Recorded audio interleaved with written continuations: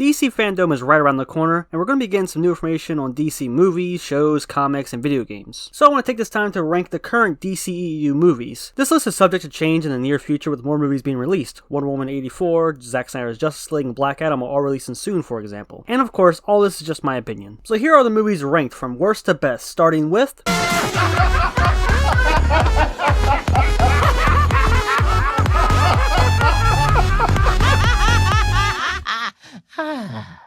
It looks to me like the best part of you ran down the crack of your mama's ass and ended up as a brown stain on the mattress.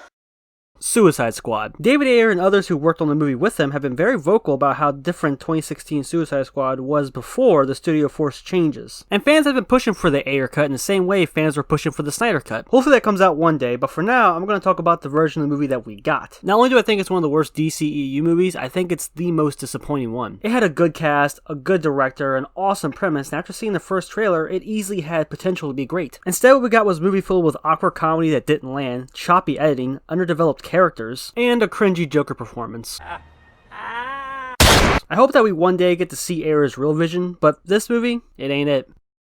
Birds of Prey. I thought this movie had some enjoyable moments and I found it funnier than Suicide Squad, but similar to Suicide Squad, most of the characters are pretty underdeveloped and not really that interesting. The action was pretty good throughout and it kept the movie entertaining. The police station scenes were awesome, and the story is told by jumping back and forth between the past and present to give you more details and perspective of the story, and at first it seems interesting, but it starts to get a bit messy. And also, the longer the movie went on, the more Black Mask became an annoying cartoon character. He started off a bit goofy and he fit into the comedic tone of the movie, but towards the end, his silliness was turned up to 11, and he stopped being entertaining and started becoming too stupid to actually take seriously. It wasn't a terrible movie, and it has its moments, but overall, it was just okay.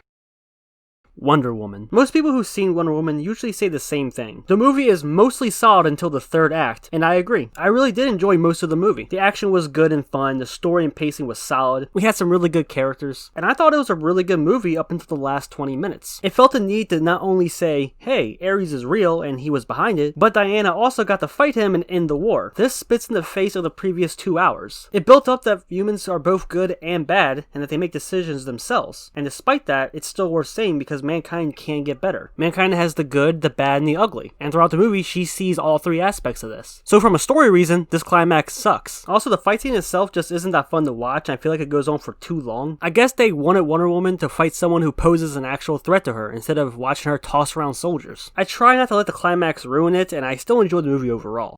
Shazam. I really like this movie, much more than I thought I would. It had some really good heartfelt moments and was incredibly fun throughout. I like the callback and Easter eggs to other DC movies that help really tie it into the DCEU. The villain was actually interesting and was a good counter to Billy. The main theme of the movie is family. Dr. Savannah believes that family makes you weak, since he's used to being put down by his, which is why he ends up killing his father and brother. But Billy realizes that family is what makes you strong, and his foster siblings end up helping him defeat Savannah at the end. And throughout the whole movie, Billy is looking for his mother, and then he realizes that family isn't just bound by blood. It's a pretty good message. Only downside is the final battle. It felt like a bit of a mess. There was a lot going on, and it tried to squeeze a lot into it. But it was a good movie, and I rewatched it multiple times since buying it on DVD, and I've enjoyed it more and more with each viewing.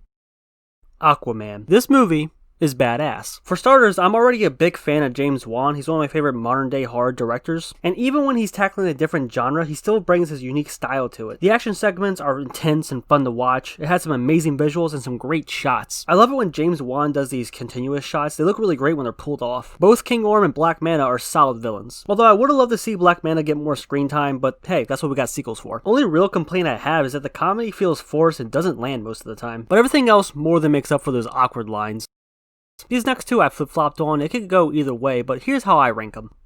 Man of Steel. The best Superman movie, period. There, I said it. I really love this movie. Not only because it has the best Superman on-screen action, but it also explores the humanity of Superman. It dives deep into both Clark Kent and Superman and asks questions that most adaptations haven't. He's an alien, but he's still human. That's an interesting thing to think about. The score from Hans Zimmer, of course, is great. The first fight scene was amazing, not only with the visuals, but the music takes it to a whole new level. And Michael Shannon completely owned this role. Zod is great. Personally, he's one of my favorite comic book movie villains. This movie is great. If you don't think so, then you.